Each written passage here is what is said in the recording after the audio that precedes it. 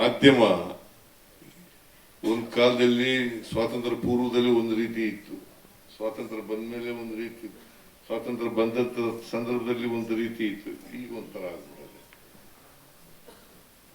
ಈಗ electronic media ಅಂತೂ ಬಹುತೇಕವಾಗಿ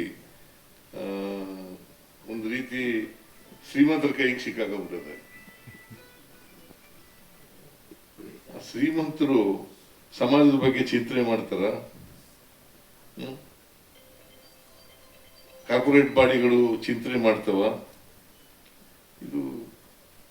ಇದನ್ನ ಅರ್ಥ ಮಾಡ್ಕೊಂಡು ನಾವು ಸಮಾಜಮುಖಿಯಾಗಿ ಕೆಲಸ ಮಾಡ್ತಕ್ಕಂಥದ್ದು ಅತ್ಯಂತ ಅವಶ್ಯ ಅಂತಕ್ಕಂಥ ಮಾತುಗಳನ್ನು ಹೇಳಲಿಕ್ಕೆ ಬಯಸ್ತಾ ಇದ್ದೇನೆ. ಅದರಿಂದ ಮಾಧ್ಯಮ ಇದೆಯಲ್ಲ, ಒಂದು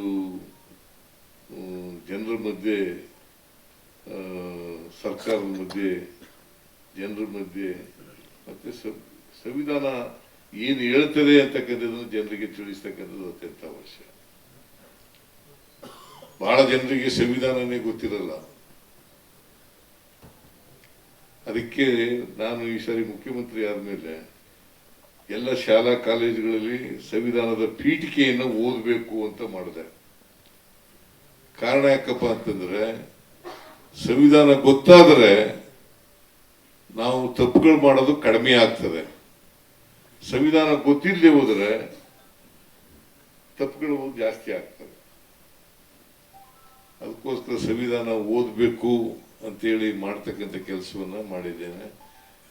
ಅದರಿಂದ ನೀವು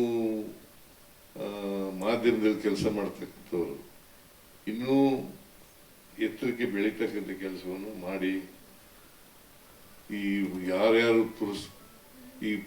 ಪ್ರಶಸ್ತಿಗಳು ಬಂದಿದ್ದಾವಲ್ಲ, ನೀವು ಇಲ್ಲಿವರೆಗೂ ಸಾಧನೆ ಮಾಡಿದ್ದೀರಿ, ಪ್ರಶಸ್ತಿಗಳು ಬಂದಿದ್ದಾವೆ. ಹಾಗಂತೇಳಿ ನೀವು ನಿಮ್ಮ ಜವಾಬ್ದಾರಿಯನ್ನು ಹೆಚ್ಚಿಸ್ತವೆ. ಇವು ನಿಮ್ಮ ಜವಾಬ್ದಾರಿಯನ್ನ ಹೆಚ್ಚು ಮಾಡ್ತವೆ ಅಂತಕ್ಕಂಥ ಮಾತುಗಳನ್ನು ತಿಳ್ಕೋಬೇಕಾಗ್ತದೆ.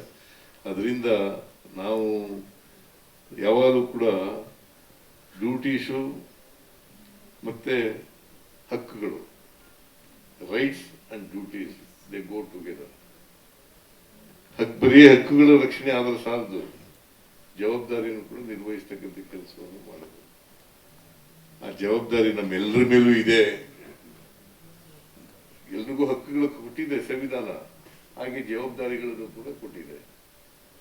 ಆದ್ರಿಂದ ಹಕ್ಕುಗಳ ರಕ್ಷಣೆ ಮಾಡ್ಕೊಳ್ತಕ್ಕಂಥದ್ದು ಒಂದು, ಜನರ ರಕ್ಷಣೆ ಮಾಡ್ತಕ್ಕಂಥದ್ದು ಒಂದು, ಜನರ ಹಕ್ಕುಗಳ ಬಗ್ಗೆ ಜಾಗೃತಿ ಮೂಡಿಸ್ತಕ್ಕಂಥದ್ದು ಒಂದು, ಜೊತೆಗೆ ಜವಾಬ್ದಾರಿಗಳನ್ನು ಕೂಡ ಅವರಿಗೆ ತಿಳಿಸ್ತಕ್ಕಂಥದ್ದು ಅತ್ಯಂತ ಅವಶ್ಯ ಅಂತಕ್ಕಂಥ ಮಾತುಗಳನ್ನ ಈ ಸಂದರ್ಭದಲ್ಲಿ ಹೇಳಲಿಕ್ಕೆ ಬಯಸ್ತಾ ಇದ್ದೇನೆ. ಅದರಿಂದ ನಾವು ಸಂವಿಧಾನದ ರೀತಿಯ ಕೆಲಸ ಮಾಡಿದ್ರೆ ಬಹುಶಃ ಯಾವುದೇ ಕ್ಷೇತ್ರ ಇರ್ಬೋದು, ಮಾಧ್ಯಮ ಕ್ಷೇತ್ರ ಇರ್ಬೋದು, ರಾಜಕೀಯ ಕ್ಷೇತ್ರ ಇರ್ಬೋದು, ಅಥವಾ ಇನ್ಯಾವುದೇ ಕ್ಷೇತ್ರ ಇರ್ಬೋದು, ಈ ಕ್ಷೇತ್ರದಲ್ಲಿ ನಾವು ಸಂವಿಧಾನದ ರೀತಿ ಕೆಲಸ ಮಾಡಿದ್ರೆ ಸಮಾಜಕ್ಕೂ ಒಳ್ಳೇದಾಗ್ತದೆ, ನಾಡಿಗೂ ಒಳ್ಳೇದಾಗ್ತದೆ, ದೇಶಕ್ಕೂ ಒಳ್ಳೇದಾಗ್ತದೆ.